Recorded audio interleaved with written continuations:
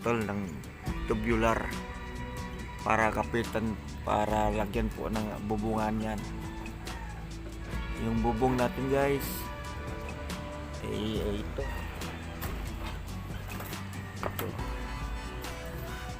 itong gawin natin pang bubong guys. Yung nakatakip ito hanggang doon, mahaba to.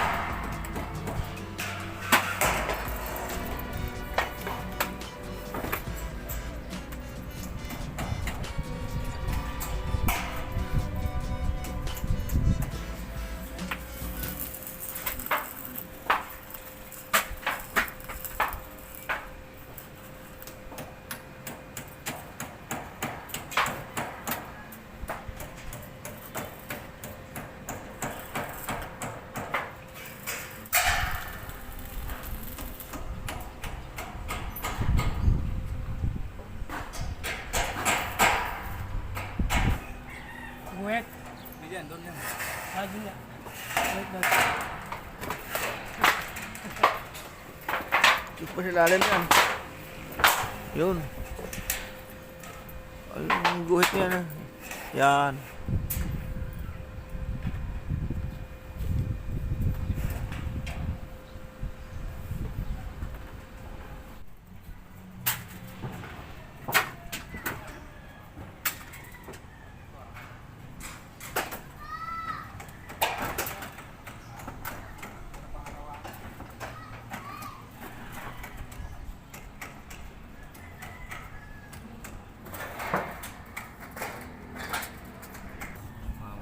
Ito guys, naglalagay kami ng tangsi.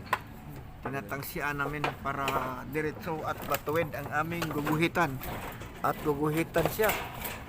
Ito ay tinatapat ni Bok yung tangsi dito sa guhit na lapis. Oh, ayan, hanggang doon.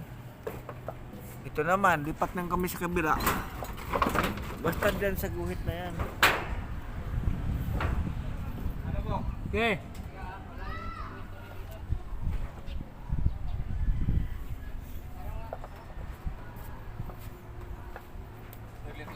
Nawala yung guhit sa kabila. Wala. Ninakaw. Oo, guhit.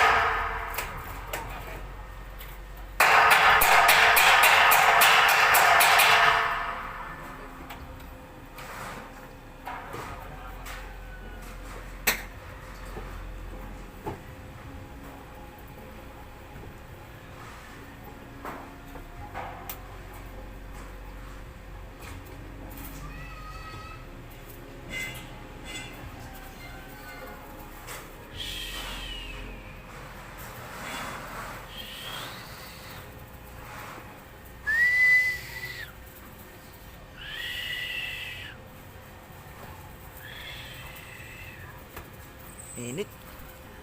Agoy. Talaga naman, no? Ba't kaya ginagano nila, no? Napanood mo ba yung gano'n? Oo, ito lang pa. Ayan, no? Pinipinturahan. Kaya pintura niya, kakulay din nung ano. Design yan. Ano mo pintura?